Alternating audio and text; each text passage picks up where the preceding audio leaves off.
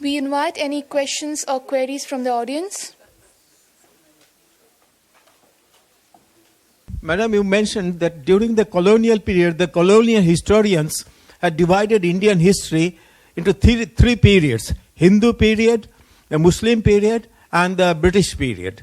But there was also another period which was very glorious that lasted for about 1500 years. That is from the days of Ashoka till the destruction of Nalanda, about 1500 years. That was the Buddhist period. And it was the colonial scholars who helped us to decipher the Brahmi script, which helped us to read the Ashoka's edict. Now, the colonial historians, did they not mention anything about this Buddhist period? Because at that time, the social system was completely different. There was no caste system, because there is no place for caste system in Buddhist history. And India was the epicenter of all the knowledge in the entire, not only in the subcontinent, but the entire Asia at that time. No, it wasn't the epicenter of all knowledge. That is something which is an exaggeration. Can you hear me? Okay. There is no Buddhist period because there were no Buddhists alive at that time. Remember, in the 19th century, Buddhism had died down and there were no Buddhists. When Didi Kosambi's father is looking for a Buddhist to teach him Pali, he goes all over the country. He cannot find anyone to teach him Pali or to teach him about Buddhism. Finally, he goes to the Mahabodhi Society in Calcutta and gets a ticket to go to Sri Lanka. And that's where he learns about it. So, the British periodization, which was colonial policy trying to fit in the existing population, saw the Indian population only as Hindu and Muslim. So they talked about two periods. They didn't give any importance to the Buddhist contribution. And secondly, like many 19th and early 20th century Hindus as well, they saw Buddhism as an intrinsic part of Hinduism. They didn't realize that it was an alternative system. So Buddhism was not all that important in their thinking. Ma'am, in your lecture, regional histories and the regional language histories came at the end of the lecture.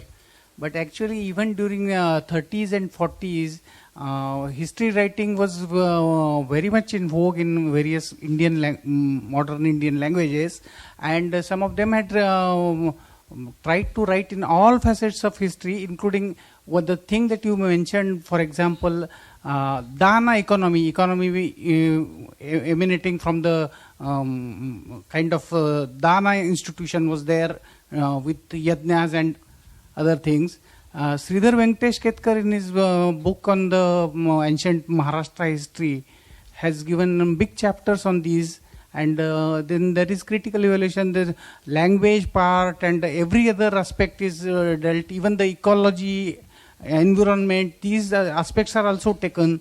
These have not come only in the recent historical writings, but they were there in the regional languages far earlier also. This is what I want to make a point. Yeah, the point that I was trying to emphasize was not that, I mean, there were regional histories actually written in the languages much earlier. I mean, those go back to the end of the 19th century. And then they continue, and some are even written in English. The point I was trying to make was that the importance of regional history today, one is, as you rightly say, that they're trying to find out the history of the region, and you go on investigating more and more, and you get more and more details of the history of the region.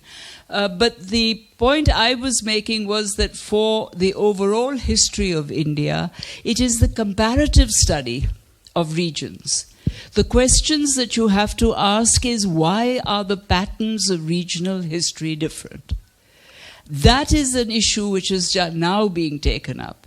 And it's being now taken up because the kinds of questions that the social sciences are asking are entering regional history only in the recent decades. Prior to that, the kind of regional history that was written was the same as the kind of Indian history that was being written, which was really the accumulation of more and more data about chronology and about succession and narratives of events. But the analysis of society and economy, this is something which is relatively recent, and also the comparative aspect. Madam, there is a feudal period which has been mentioned by Professor Kosambi. That's feudalism from up, the two processes which has explained, feudalism from above and feudalism from below. And this has been heavily debated and criticized and even not agreed, even by you and Professor R.S. Sharma. I'm sorry, okay. Slightly, let me. Yeah, you finish. Yes. You have not agreed on the entire process, but you have not even explained why you have a major differences about these two processes of feudalism from above and feudalism from below.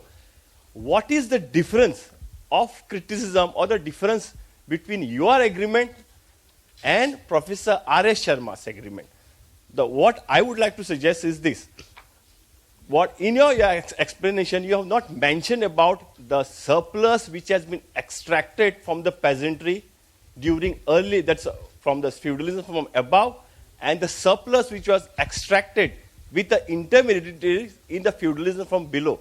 So how you explain these differences between you and Professor Sharma and Professor Kosambi?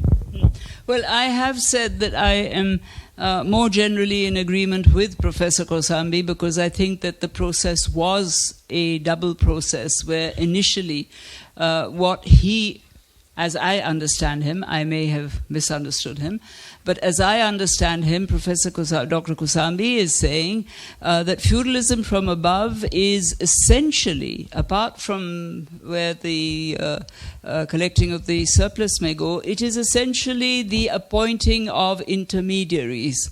And it's these intermediaries that hold the whole system in their hands.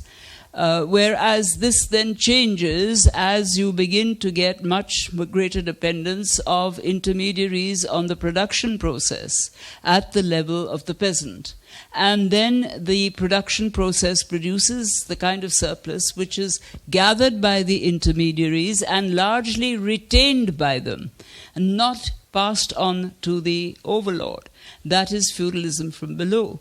And I find that a very good explanation for this phenomenon that the intermediaries frequently become the overlords, they overthrow the overlords. So this circular turnover of the person on top becoming the feudatory and the feudatory becoming the person on top is better explained, I think, by Professor Kosambi's thesis than by Professor R.S. Sharma, who sees it all as one process. So my difference of opinion is a little more with Professor R.S. Sharma rather than Kosambi. Most studies have not been done over these two phases. Yeah, I know. Historians haven't taken these two phases as worth studying. I mean, I'm sorry. If I was a specialist in feudalism, I would probably do it, but I'm not. No, it's not a question of being part of ancient. It's a question of whether you're interested in that particular historical process. I happen not to be interested in the process of feudalism. I'm sure we want to know much more, but due to time constraints, we have to wind up the session here itself. An afternote for such an effective, enlightening, and enchanting masterpiece is definitely not required. But all I could say is, ma'am, it was not a mere lecture, but a lifetime experience to hear you speak. Thank you so much.